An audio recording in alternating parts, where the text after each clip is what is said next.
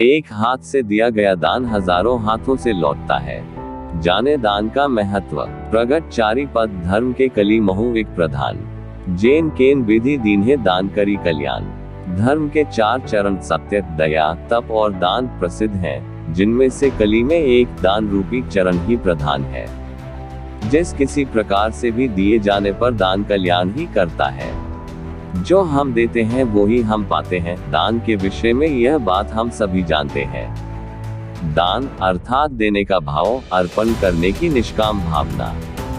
हिंदू धर्म में दान 4 प्रकार के बताए गए हैं: अन्नदान, औषध दान, ज्ञान दान एवं अभयदान एवं आधुनिक परिप्रेक्ष्य में अन्नदान का भी विशेष महत्व है।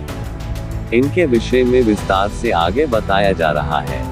दान एक ऐसा कार्य जिसके द्वारा हम न केवल धर्म का पालन करते हैं बल्कि समाज एवं प्राणी मात्र के प्रति अपने कर्तव्यों का पालन भी करते हैं। दान उन्नति का बीज है। जैसे भूमि में फसल लगाने के लिए बीज बोने पड़ता है, उसी प्रकार सभी प्रकार की उन्नति अथवा ताप के शमन के लिए भी दान रूपी बीज बोने की आवश्यकता पड़ती है। किंतु दान की महिमा तभी होती है जब वह निस्वार्थ भाव से किया जाता है। अगर कुछ पाने की लालसा में दान किया जाए तो वह व्यापार बन जाता है।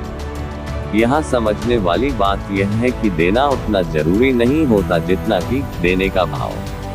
अगर हम किसी को कोई वस्तु दे रहे हैं लेकिन देने का भाव अर्थात इच्छा नहीं है तो वह दान झूठा हुआ, उसका कोई अर्थ नहीं।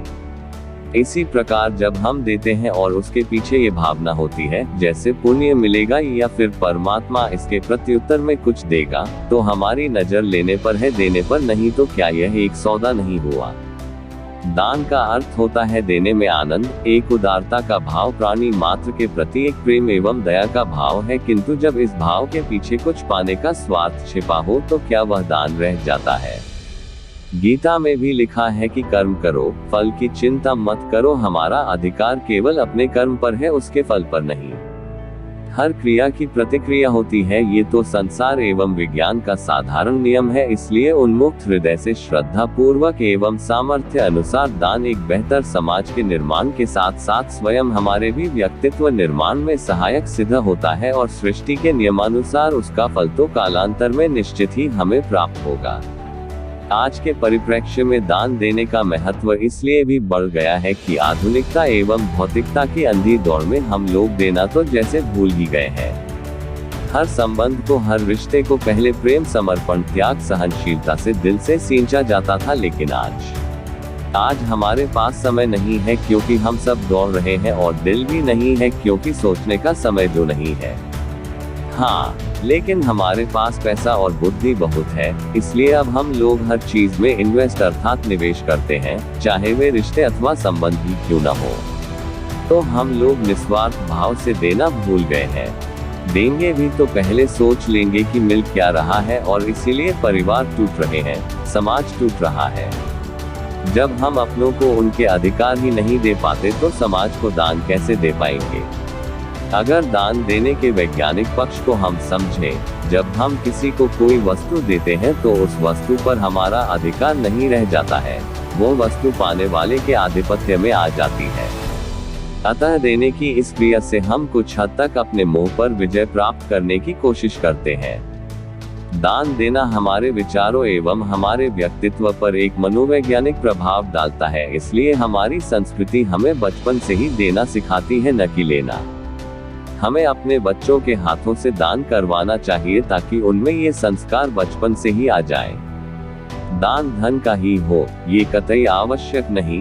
भूखे को रोटी, बीमार का उपचार, किसी व्यथित व्यक्ति को अपना समय, उचित परामर्श, आवश्यकता अनुसार वस्त्र, सहयोग, विद्या, ये सभी जब हम सामने वाले की आवश्यकता को समझते हुए देते हैं और बदले में कुछ पाने की अपेक्षा नहीं करते, ये सब दान ही है।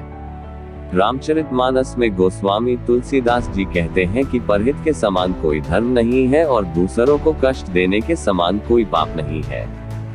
दानों में विद्या का दान सर्वश्रेष्ठ दान होता है, क्योंकि उसे न तो कोई चुरा सकता है और न ही वह समाप्त होती है, बल्कि कालांतर में विद्या बढ़ती ही है और एक व्यक्ति को शिक्षित करने से हम उसे भविष्य में दान देने लायक एक ऐसा नागरिक बना देते हैं जो समाज को सहारा प्रदान करे, न कि समाज पर निर्भर रहे।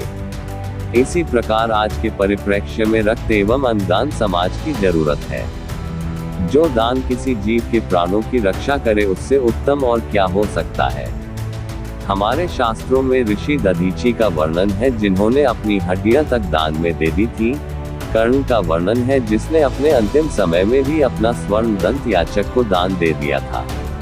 देना तो हमें प्रकृति रोज सिखाती है। सूर्य अपनी रोशनी, फूल अपनी खुशबू, पेड़ अपने फल, नदियां अपना जल, धरती अपना सीना छलनी करके भी दोनों हाथों से हम पर अपनी फसल लुटाती है।